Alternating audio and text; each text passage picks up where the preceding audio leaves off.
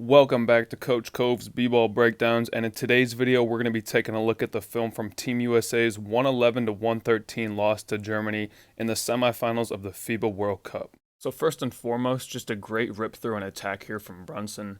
He gets the ball out as far as he can to his left side and then rips it right back across his body as quickly as possible. The ball goes down before the foot hits the floor because he's pushing it out in front of him, trying to get past his defender and towards the hoop. But he should have gone up with the right hand because he gets down here and it takes too long to get it up and he gets rejected. And now this is just a simple drag screen slip in transition, but it's timed perfectly and executed to perfection. Take a look at this separation that we see here between Jaren Jackson and Daniel Tice. The fact that Jackson is detached from Tice creates this gap on the court, and that's where Schroder wants to go. He wants to get to the open space on the floor. He hits hard with this little hesitation up and down, and then he waits for his teammate to get his feet set. It's a good screen. Hart tries to go over. Jackson picks up ball, and Tice is left open underneath. The bounce pass to Tice! Here, we see Mikal Bridges working to get switched onto the favorable matchup. He does get the switch thanks to Jaren Jackson's screen, and then gets his defender going downhill with this between-the-legs dribble. He then creates some separation with a step back into a mid-range pull-up, and although it's well contested, Mikal is able to hit the shot over the outstretched arms of Giannis Voigtman. But then he doesn't hustle back or communicate in transition. He gets beat down the court, gives up position, and allows one of the easiest buckets of the whole tournament. And unfortunately, this was a pretty common theme for the U.S. throughout this game. Germany just continued to do the little things right, and the U.S. made simple mistakes, continuously shooting themselves in the foot. And now feels like about the right time for me to introduce you guys to the guy that I've started calling the German Steph, because through 7 games of this tournament, Andreas Obst was shooting 46% from deep, hitting 16 of his 35 attempts. And on Friday, the U.S. team really had no answer for him. He torched them for 24 points and 6 assists, finished with a game-high plus 11 in the positive-minus category, and made 6 of his 11 shots, including 4 of 8 from deep and 8 of 9 at the line. And Germany was relentless in their attack, running him off with double screens and dribble handoffs over and over and over. It was the focus against Greece. There's Obst. Germany not bad themselves, 16 of 19. Obst. Isak Bonga. You can count it. Obst again! The next German possession is another screen and roll between Schroder and Tice on the wing. Again, the defender goes over the screen, and now Jaren Jackson is put into a difficult position where he's playing 2 guys while retreating towards the hoop. So Ant is going to come over from the help side, leaving Franz Wagner wide open in the corner. And now watch the way Daniel Tice carves out space down low and makes room for the big finish at the rim. Gets it to the corner. Franz Wagner gets in! The U.S. would call a timeout after that one, and they were not looking good early. But I'm just going to throw this next sequence up because it's a beautiful example of unselfish basketball at the highest level. USA in a 1-2-2 full court pressure after free throw. Oh boy, look at that. Now, you may very well be saying, what's so special about a simple press break?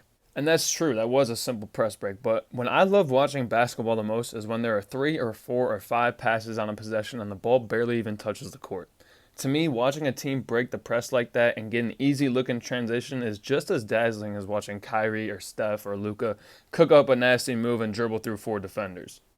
So this is clearly a 3-on-3 fast break. You can see we have the 3 big men plus Mikal Bridges in the backcourt trying to catch up to the play. Now when Ant catches the ball, he's got 1 guy flying at him from out in the corner, but no one's really cutting off his path to the hoop at this point. So in my mind, if I were once upon a time in the shoes of Anthony Edwards, I'd be reading this big fella in the paint right here. If he steps up, I'm going to kick out to Jalen for the open 3. And we can see that Tice does step up to cut off the dribble, and Jalen is open for the 3. But I told you what I would have done, and I am not Anthony Edwards, and I do not have this move in my bag.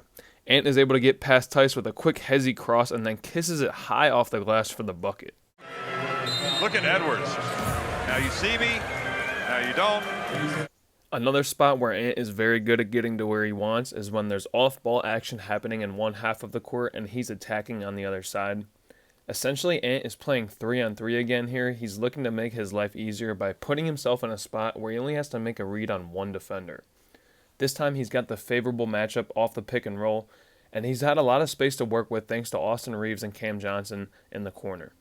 Ant reads his defender drop to protect the paint, so he stops and pops like a shooting guard to hit the midi from the elbow. Edwards, and he ties it again at 33. On this play, we see a beautiful re-screen action between Tice and Andreas Obst.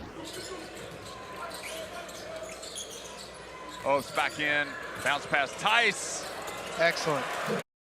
So Jalen is initially fighting over the top of this sort of flare-ish screen on the wing here, trying to keep himself between the ball and his defender. But he's not expecting this second one to come so soon. You can see Bobby Portis is ball watching. He doesn't really call it out. And Jalen gets blindsided here, freeing up Obst with a lot of space. You can see Brunson is still trying to fight over the top by the time Obst receives the ball. Portis steps up and Tice slips right to the rim for the easy floater. Bounce past Tice. Excellent. Here, Germany is again looking to run Obst off of a couple screens, and the U.S. defends it well. Tyrese Haliburton is going to run him off over the top. But this is just about Dennis Schroder being a guy who can reject a primary action and still get a good look. He attacks the two-man game, Paolo leaves Tice open, and he knocks it down. And you can tell by Paolo's reaction that he's thinking, really? This guy who shot 18% from three last year is going to hit one with a hand up? And the answer to that question is an overwhelming yes, absolutely. What the U.S. never realized was that every team in this tournament was going to bring their A game if they got a chance to play against them. When you're on a big-name team in the NBA, you understand that comes with a certain territory. The U.S. had the home Filipino crowd behind them, a country that is rich in basketball culture, and they were favored to win every game. As a competitor, there's nothing you love more than getting the chance to prove people wrong. Put yourself in the shoes of the German team. Wouldn't you want to see what you could do against these guys at your best? Sometimes that little extra motivation is all it takes to find something that really does push you to your best version. Ultimately, the U.S. wasn't up to match that energy. They didn't come ready to play. But the last thing I want to do is make it sound like Germany didn't come out and win this game. Because like I said, they did all the little things right. They were up 10 for most of the second half, and they looked like the better team the whole game. You want to talk about getting shots at the rim, they did it in every which way. I'm talking dump-offs, off the pick and roll, attacking closeouts, in transition. The U.S. was out-hustled, out-rebounded, out-passed, outshot, and out-defended.